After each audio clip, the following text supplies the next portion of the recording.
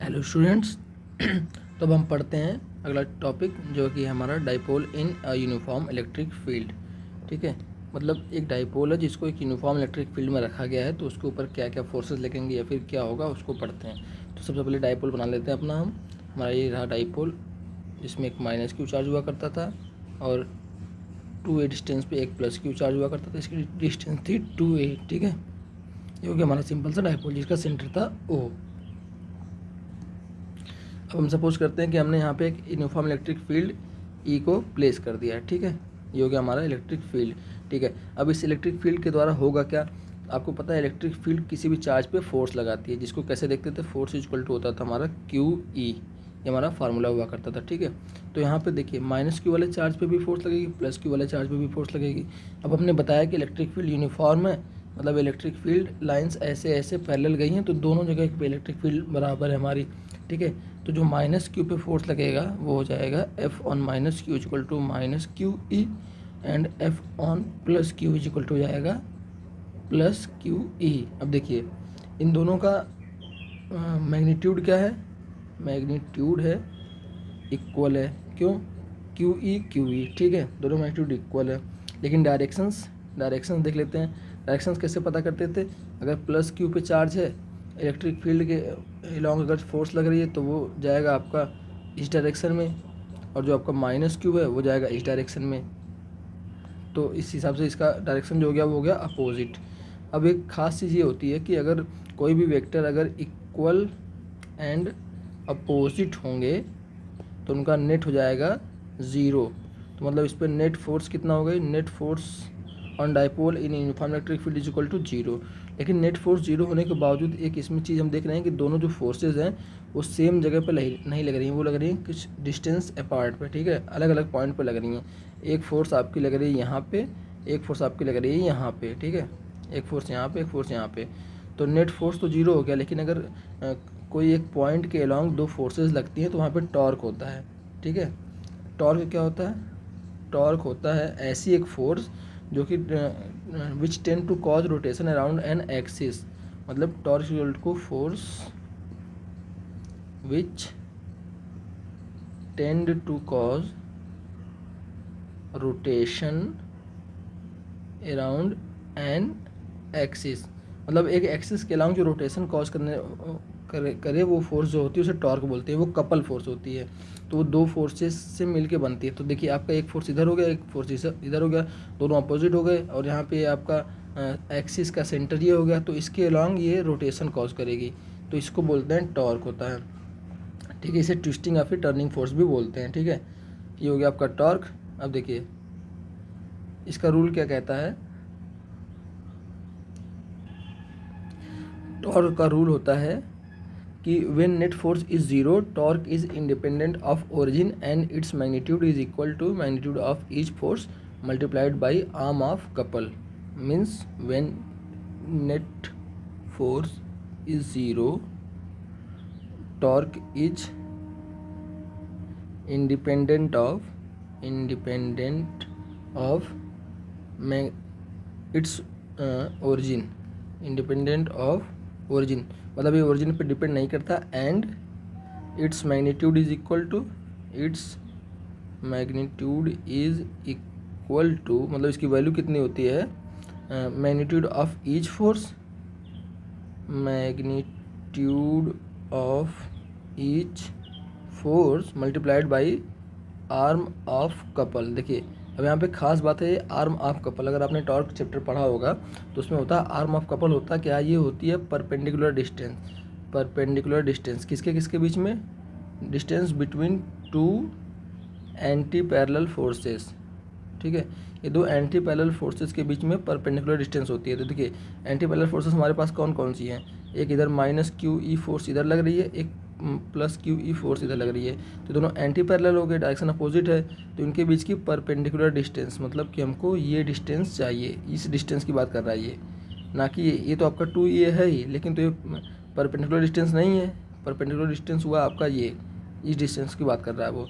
तो हम टॉर्क का वैल्यू निकाल लेते हैं यहाँ पे। तो ये हो गया अपना टॉर्क को टाउ से करते रिप्रेजेंट, टाउ इक्वल टू हो गया मैग्नीट्यूड ऑफ ईच फोर्स। एक फोर्स की मैग्नीट्यूड कितनी थी, Q E into arm of couple जो कि था परपेंडिकुलर डिस्टेंस, वो था आपका 2a साइन थीटा। ठीक है, देखिए अब 2a साइन थीटा कैसे आया मैं आपको समझा रहा हूँ। हमने वेक्टर में पढ़ा था कि अगर हम किसी वेक्टर को का रिजोल्यूशन करते हैं एक एक्स और वाई एक्सिस के अलॉन्ग, तो मान लीजिए हमारा वेक्टर ए हुआ करता था, तो अगर यहाँ पे एंगल थीटा है तो इस वाले को बोलते थे ए कॉस थीटा, और दूसरे वाले को मतलब परपेंडिकुलर लाइन बना के इस वाले को बोलते थे ए साइन थीटा। ठीक है, तो मैंने बताया था कि जिस लाइन के अलॉन्ग थीटा होता है उसको कॉस थीटा बोलते हैं और दूसरे वाले को साइन थीटा बोलते हैं। ठीक है, तो यहाँ पे भी हम देख लेते हैं इसी तरीके से। ये हमारा टॉर्क हो गया माइनस क्यू प्लस क्यू।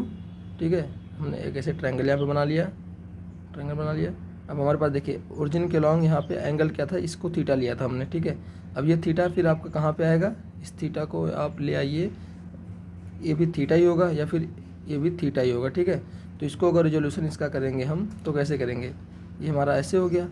ठीक है, अब इस लाइन पे थीटा है तो ये हो गया आपका 2a कॉस थीटा, और इस लाइन पे थीटा नहीं है तो दूसरी लाइन को क्या बोल देते हैं 2a साइन थीटा। तो हमको जो परपेंडिकुलर डिस्टेंस मिली है वो हो गई हमारे 2a साइन थीटा। ठीक है, यहाँ से ये डिस्टेंस आ गई है तो हो गया इसका मैग्नीट्यूड। तो टॉर्क बराबर क्या हो गया, अब टॉर्क बराबर हो गया Q E into 2a sine theta. ठीक है, अब देखिए 2a यहाँ से इधर आगे लेके आते हैं तो ये हो गया आपका 2qa ई साइन थीटा। ठीक है, हमको पता था 2qa की वैल्यू क्या होती थी, ये होती थी आपकी वैल्यू डाइपोल की जिसको p बोलते थे। तो टाउ बराबर हो गया पी ई साइन थीटा। ठीक है, ये हो गया आपका formula. Tau is equal to होता है पी ई साइन थीटा। अभी देखिए सारी वैल्यूज़ की बात हो रही है। ठीक है, अभी वेक्टर के फॉर्म में नहीं गए हैं। अब देखिए वेक्टर में चलते हैं तो अपने पास दो फार्मूले होते हैं, दो फार्मूले होते हैं जो रूल पढ़ लेते हैं। अगर ए डॉट बी मतलब डॉट प्रोडक्ट होता था एक vector A dot vector B, और दूसरा होता था cross product vector A cross vector B. ठीक है, तो ए डॉट बी हुआ करता था ए बी कॉस थीटा, और ए क्रॉस भी हुआ करता था ए बी साइन थीटा। ठीक है, ये रूल होते हैं वेक्टर के, वेक्टर वाले में इसको चैप्टर में आप लोग पढ़े होंगे। ठीक है, तो हमारा पी ई साइन थीटा है, तो इसको अगर वेक्टर के फॉर्म में लिखेंगे तो क्या लिख सकते हैं, लिख सकते हैं vector P cross vector E, तो हो गया आपका vector tau is equal to vector P cross vector E. ये हमारा बन गया फार्मूला टॉर्क का वेक्टर के फॉर्म में। ठीक है, अब टॉर्क क्या करता है, टॉर्क करता है it tend to align dipole with the field, मतलब ये कोशिश करता है कि डाइपोल को फील्ड के अलॉन्ग कर दे। जैसे देखिए यहाँ पे इलेक्ट्रिक फील्ड ऐसे थी, ये हमारा चार्ज था माइनस क्यू वाला, ये था प्लस क्यू वाला, यहाँ पे टॉर्क लग रहा था आपका, तो ये इसको इधर घुमा रहा था फोर्स, इसको इधर घुमा रहा था फोर्स, तो ये चाहता है कि इसको घुमा के इधर से इसके अलॉन्ग कर दे। इसके अलॉन्ग कर देगा तो क्या हो जाएगा, इसके अलॉन्ग कर देगा तो ये आपका इलेक्ट्रिक फील्ड हो जाएगी, और ऐसे आपका डाइपोल हो जाएगा, इधर माइनस क्यू हो जाएगा इधर प्लस क्यू आ जाएगा। अब इस पर देखिए कोई टॉर्क नहीं लगेगा क्योंकि दोनों फोर्स इक्वल अपोजिट हो जाएंगी, जीरो हो जाएंगी, उनके बीच की डिस्टेंस भी वो हो जाएगी। यहाँ पे थीटा इक्वल टू जीरो हो जाएगा, 0 डिग्री, और साइन 0 डिग्री बराबर जीरो होता है तो टॉर्क बराबर जीरो हो जाएगा। तो ये होती है हमारे टॉर्क की खास बात। ठीक, अब हम पढ़ते हैं कि अगर सपोज कीजिए इलेक्ट्रिक फील्ड नॉन यूनिफॉर्म है, what if electric field is non uniform, अगर इलेक्ट्रिक फील्ड नॉन यूनिफॉर्म है तब क्या होगा। ठीक है, देखिए तो ऑब्वियस सी बात है सबसे पहला कि नेट फोर्स जो होगा वो आपका जीरो नहीं होगा, वो नॉन जीरो हो जाएगा। ठीक है, और टॉर्क देख लेते हैं क्या होगा, टॉर्क कैसे लगता है। ठीक है, तो इसमें दो कंडीशन हम लोग ले लेते हैं। एक कंडीशन लेते हैं कि जब इलेक्ट्रिक फील्ड आपकी पैरेलल हो डाइपोल से, दोनों वेक्टर के फॉर्म में लिख रहा हूँ। ठीक है, और दूसरा कंडीशन है कि जब इलेक्ट्रिक फील्ड आपकी एंटी पैरेलल हो डाइपोल से आपके। ठीक है, तो कैसे इसको बनाएंगे, सपोज कीजिए कि आपका डाइपोल है माइनस क्यू चार्ज और इधर हो गया प्लस क्यू चार्ज। ठीक है, डाइपोल का आपको डायरेक्शन पता ही था, माइनस क्यू से प्लस क्यू की तरफ होता, तो ये आपका डायरेक्शन हो गया डाइपोल का। अब इलेक्ट्रिक फील्ड इसके पैरेलल, मतलब कि हमने इलेक्ट्रिक फील्ड यहाँ पे बना ली ऐसे इसके पैरेलल में। ठीक है, और दूसरे में हमने क्या किया, डाइपोल को उल्टा कर दिया, इधर प्लस क्यू चार्ज कर दिया, इधर कर दिया माइनस क्यू चार्ज। तो अब डाइपोल की डायरेक्शन क्या हो गई माइनस क्यू से प्लस क्यू इधर, ये हो गया, और इलेक्ट्रिक फील्ड इसी डायरेक्शन में है तो ये हो गया आपका एंटी पैरेलल। तो दो केसेस आपके पास बन रहे हैं। ठीक है, अब देखिए दोनों में चीज़ें चेक कर लेते हैं। अब टॉर्क क्या होगा, नेट टॉर्क, दोनों में क्या होगा नेट टॉर्क, इसका भी टाउ बराबर जीरो हो गया, इसका भी टाउ बराबर जीरो। क्यों, क्योंकि दोनों के बीच का एंगल जीरो, ये दोनों अलॉन्ग ही इलेक्ट्रिक फील्ड और ये, तो साइन जीरो हो जाएगा तो दोनों की वैल्यू जीरो हो जाएगी टॉर्क की। लेकिन नेट फोर्स जीरो है इनकी, नेट फोर्स ये इनकी जीरो नहीं होगी। क्यों नहीं होगी, क्योंकि देखिए अब यहाँ पे क्या है कि माइनस क्यू और प्लस क्यू दोनों की जगह इलेक्ट्रिक फील्ड अलग अलग है, क्योंकि अभी हमने कहा था ना इलेक्ट्रिक फील्ड नॉन यूनिफॉर्म है। तो ये जो डायरेक्शन है ये बढ़ते हुए इलेक्ट्रिक फील्ड की डायरेक्शन है। मतलब यहाँ पे इलेक्ट्रिक फील्ड अगर एक है तो यहाँ पे 2 है, 3 है, 4 है, 5 है, मतलब ऐसे कोई भी एक वैल्यू के हिसाब से ये बढ़ रहा है। तो जो फोर्स इस पे लगेगी और जो फोर्स इस पे लगेगी, दोनों फोर्सेज अलग अलग आएंगे। क्यों?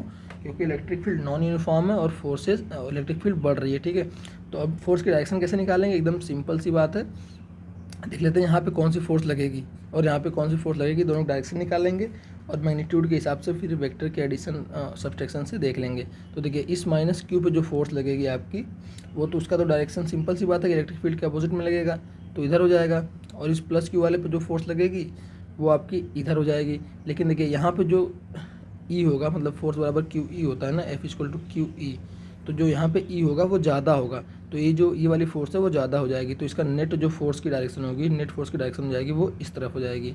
ऐसे इसमें देख लेते हैं, इसमें यहाँ पे जो प्लस क्यू की तरफ से फोर्स लगेगी वो तो आपकी इधर की तरफ ही लगेगी, ऐसी डायरेक्शन में। जो माइनस क्यू की लगेगी वो इस डायरेक्शन में लगेगी। लेकिन तो क्या है कि जब माइनस क्यू तक जब इलेक्ट्रिक फील्ड आ रही है तो उसकी वैल्यू बढ़ जा रही है, तो जो माइनस क्यू वाली फोर्स है वो ज़्यादा हो जाएगी, जो प्लस क्यू वाली फोर्स है वो कम हो जाएगी। तो इसका जो नेट फोर्स आएगा उसकी डायरेक्शन ये आ जाएगी। तो इससे हम नेट फोर्स की डायरेक्शन निकाल लेते हैं। तो ये हो गया हमारा डाइपोल। अगला टॉपिक अब अगले वीडियो में पढ़ेंगे, तब तक के लिए थैंक यू।